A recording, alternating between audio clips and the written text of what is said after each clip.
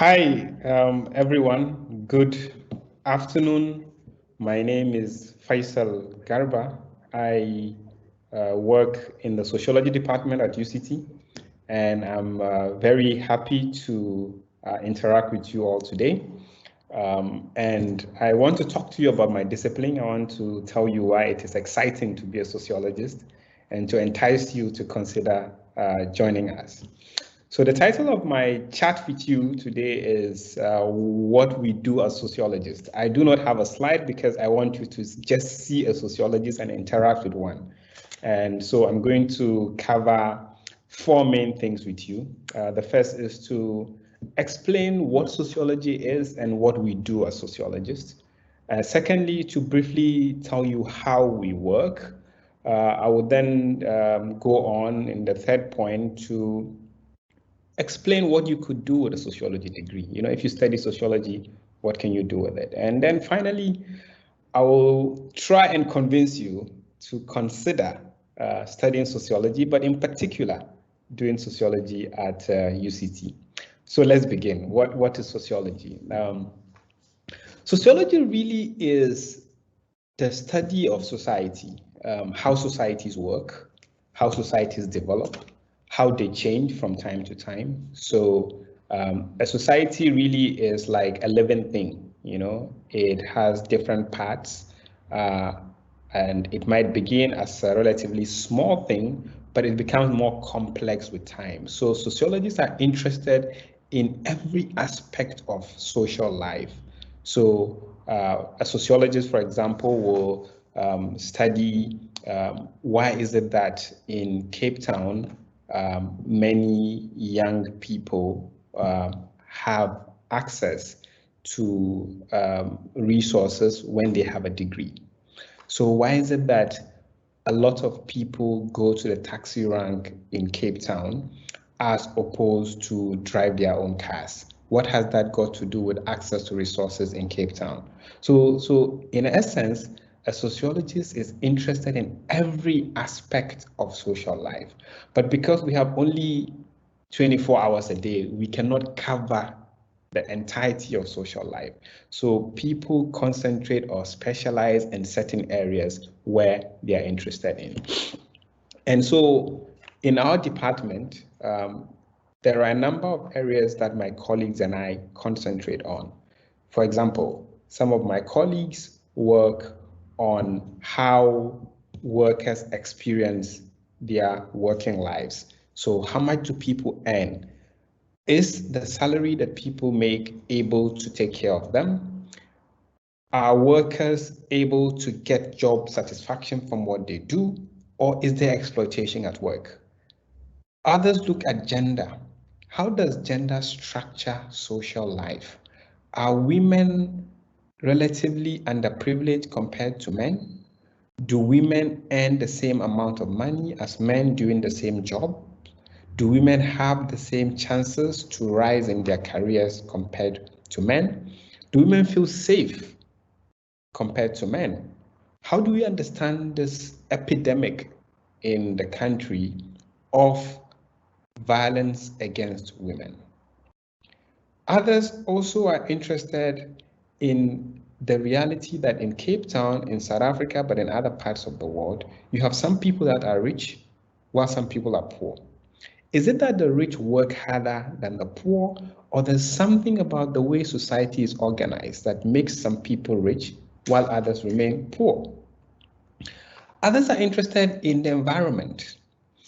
If you all remember, a few weeks back, we had a really horrible fire that engulfed part of UCT. Now, some people say this is part of a larger shift in the ecology, that because of the way human beings have used nature, the way we have used flora and fauna, the environment is beginning to fight back. So something called climate change, global warming, is reducing the amount of resources that we are normally able to gain from the environment, and therefore we have to think about the way we relate to the environment. So some of my colleagues are interested in that. Some of them work in the Karoo, you know, to understand the effects of environmental use on livelihoods. Others are interested in social policy and development. So they look at government policy, say on education. Does the policy enable people to acquire the kind of knowledge that they need in order to live self-sufficient lives? Or is the government's policy on social development adequate? Does it cater to the needs of people in the rural areas? Some of my colleagues are interested in the questioning of violence. As some of you may be aware, I think last week or about 10 days ago, about 11 people were killed in Kalicha. Some of the explanations for that relate to a phenomenon called protection fee, where some gangs go to shopkeepers and say, well, in order to keep operating in this shop, you have to pay 500 Rand or 1,000 Rand every month. So some of our colleagues are interested in how does violence affect people, but also what causes violence. Is violence something that happens spontaneously, or it is linked to the way in which the economy and politics is organized? Others are interested in corruption and politics. Why do we have state capture? Why is it that when people get into politics, they become wealthy suddenly? Why is it that corruption is everywhere? Has it got something to do with the way in which the state is understood by people? Or there's something about the economy that makes it easy for people to become wealthy when they get into the state as compared to when they're outside of state functions? Some of my colleagues look at the family structure. What is the place of women in the family?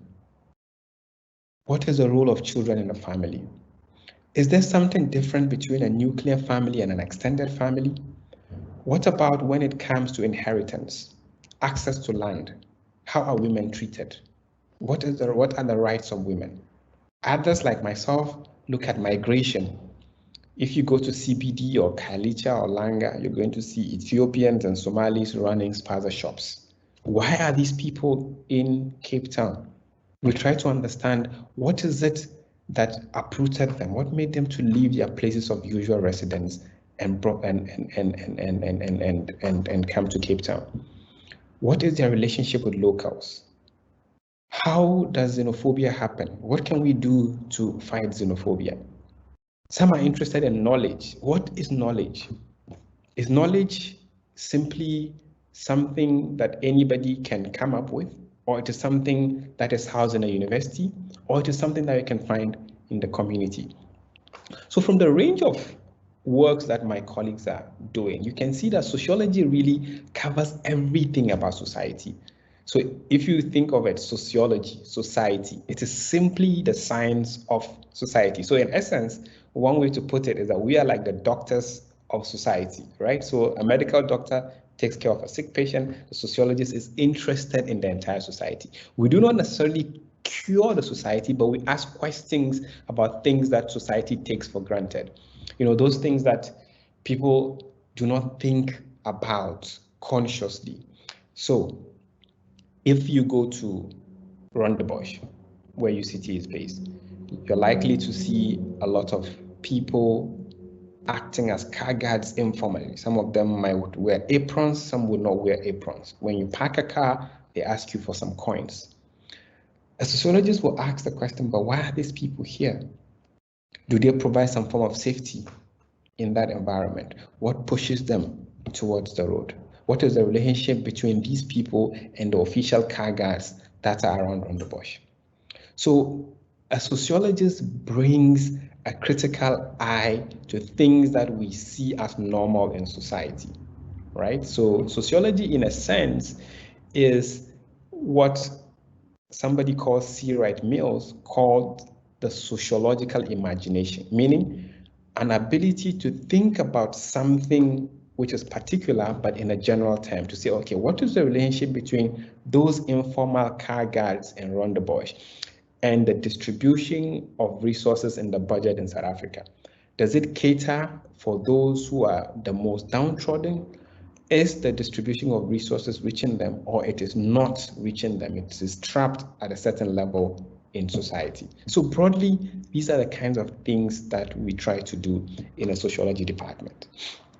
How do we do this? What do we do? Well, sociologists, like other social scientists, but also natural scientists and other categories of academics, conduct or do something called research.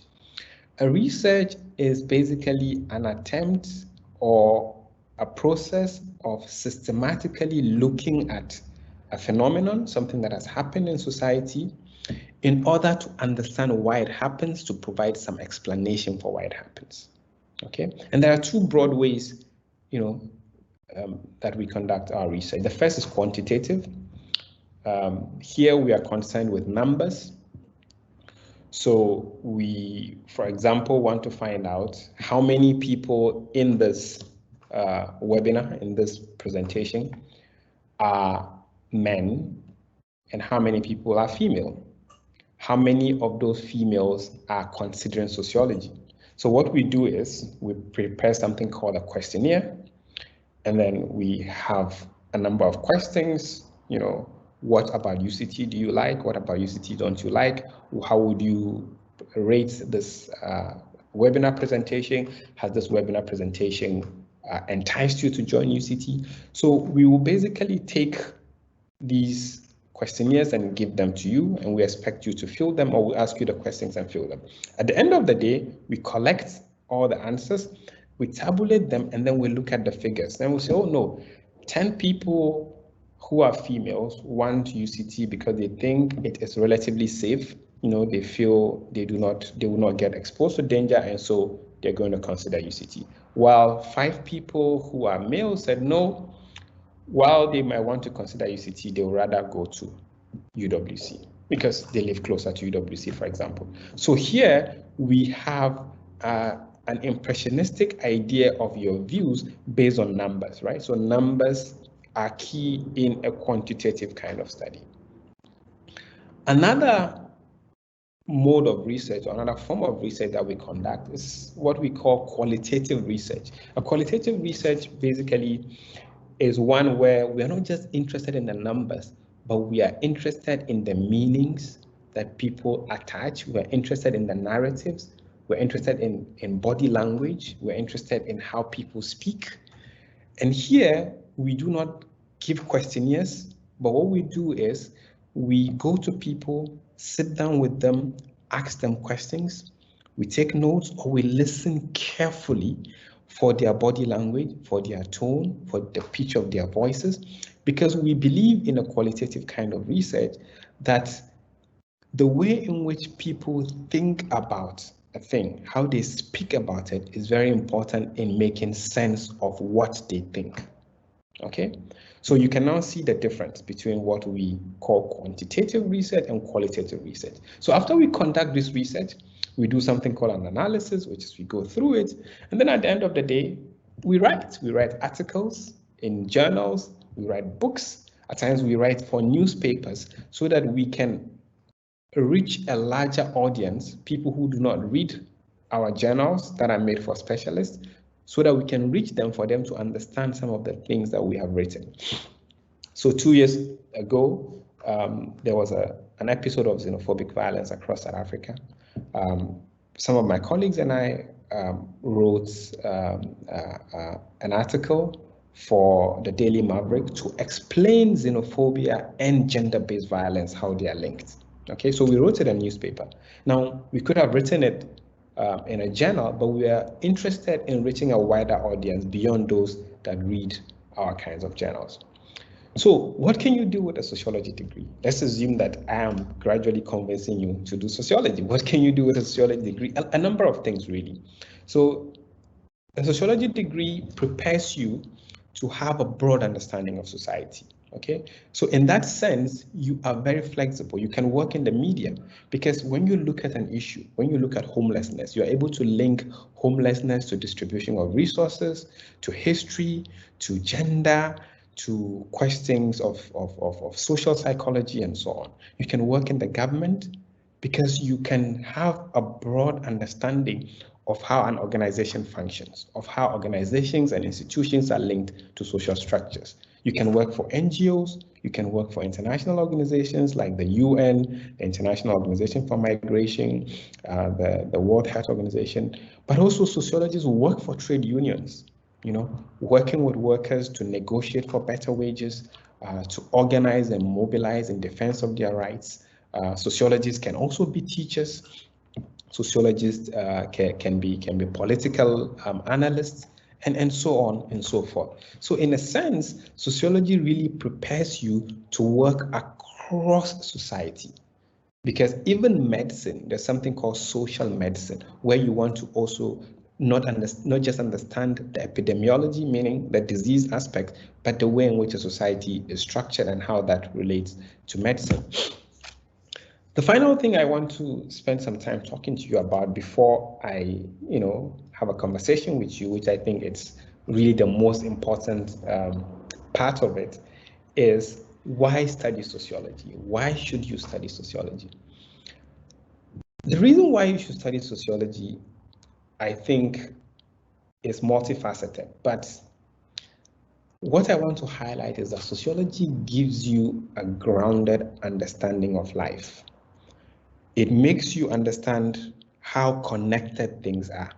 You see, the world is not isolated. Nothing in society is separate from other things. Sociology gives you this ability to see the connections in life, to understand why corona is linked to gender, why corona is linked to poverty, why corona is linked to race, why corona is linked to access to water, for example. Okay, so sociology gives you a grounded understanding, not just a surface understanding of social life. Another reason why you should study sociology is because it enables you to see the bigger picture of things, right? It enables you to move from a particular thing to see the general features, the general elements of that thing, what makes up the thing. So if we go back to our example of the informal car guards in Rondebosch, right? You then begin to see how a history of migrant labor, a history of inadequate and inequitable access to resources in the city of Cape Town affects certain people more than others, right? So you see the bigger picture of things. And finally, why study sociology at UCT? Why should you study sociology at UCT?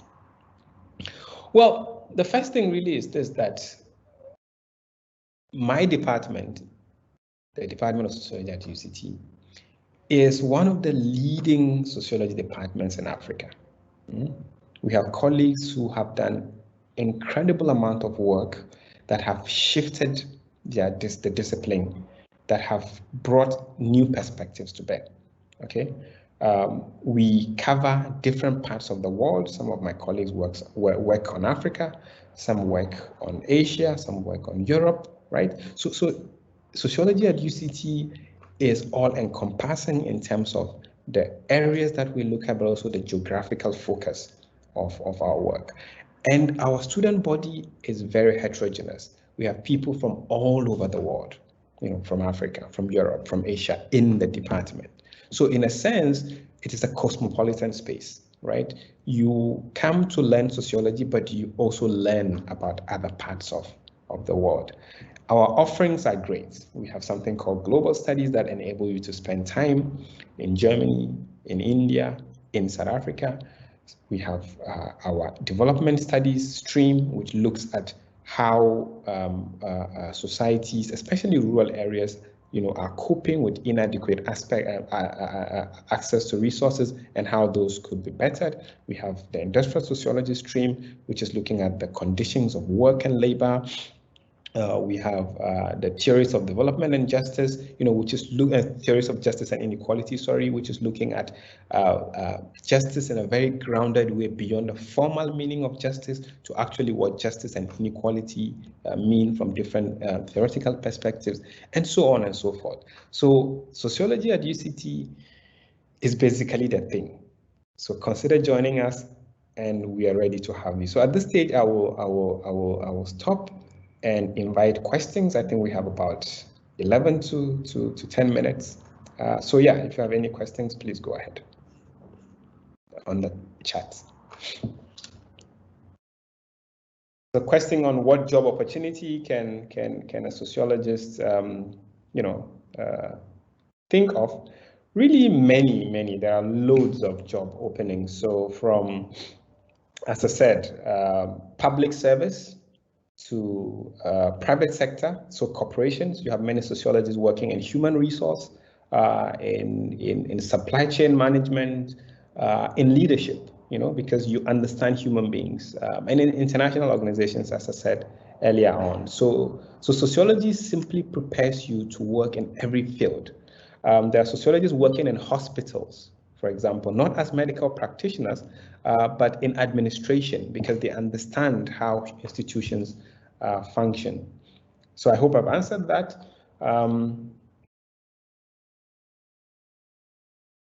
Okay, there's a question.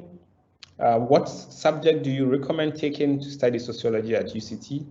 And at what level would you say these subjects should be for greater chance of acceptance into the program? So if you are considering studying sociology, you broadly need subjects outside of the sciences, but the sciences do not prevent you from studying sociology. So of course, social studies is important, and of course you need a certain command of language, because sociology requires a great deal of writing and reading. So in a sense, sociology is not like, let's say, medicine, where you have to have biology, you need certain specific subjects. What we require, because of, as I said, we're looking broadly at society, is a certain level of performance, irrespective of where you are concentrating. Although it may appear natural for those who are outside of the sciences to consider sociology, but really sociology is open for people who are doing subjects outside of that.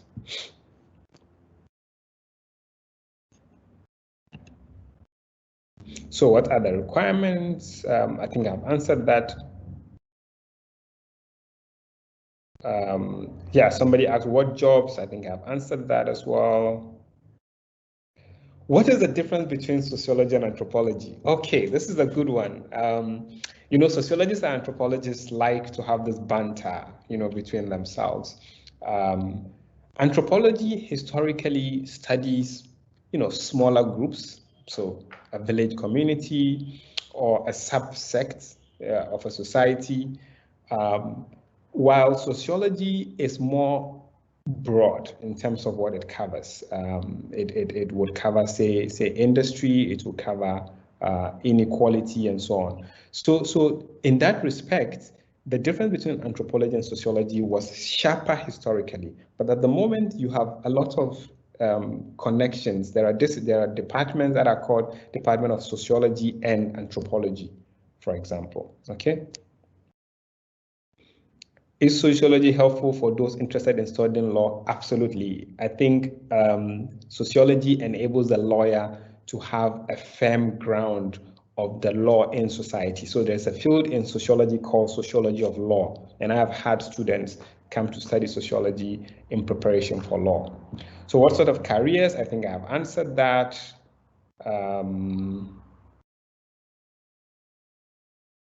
To sociology and psychology department connect with any type of programs? Yes, I teach a third-year course called Society and Change, and some of my students are doing organizational psychology. You see, psychology essentially is focused on the individual, while sociology looks at the individual and society. So you can clearly see the connection, right?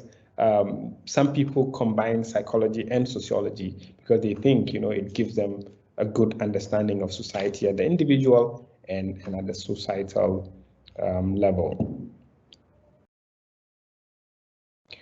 Which subjects are required? I think I've answered that. Is sociology helpful for those in studying law? Will business have a benefit employing someone with a sociology background? Yes, I've answered that. I said, in the corporate world, sociologists function in human resource, but also in management, supply chain management.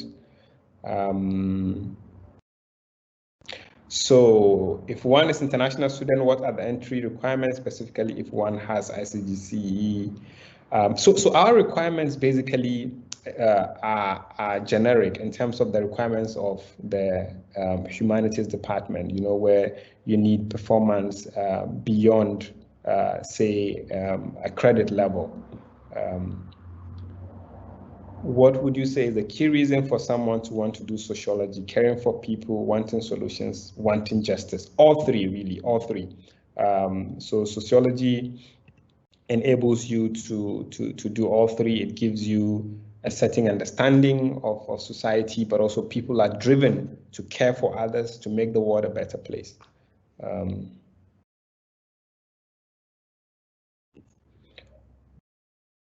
Is sociology part of the humanities, and can you combine sociology with any other subject as a major?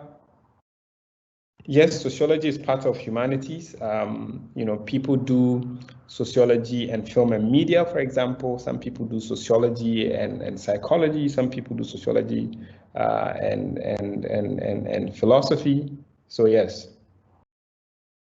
Can I study sociology with subjects such as geography, life science, and business studies? Yes, you can. As I said earlier on, that we do not exclude people who are outside of the sciences. What we need is a certain firm pass level, you know, that shows that you have a general aptitude.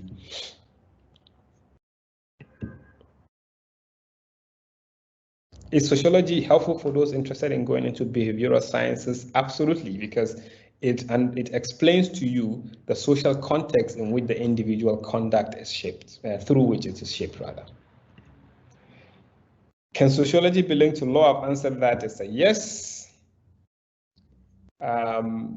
Yeah, so what I think I have 2 more minutes. Let me see if there are more questions. Are there female sociologists? A lot. So actually in my department, we are about 12, and I think we have about 5 males.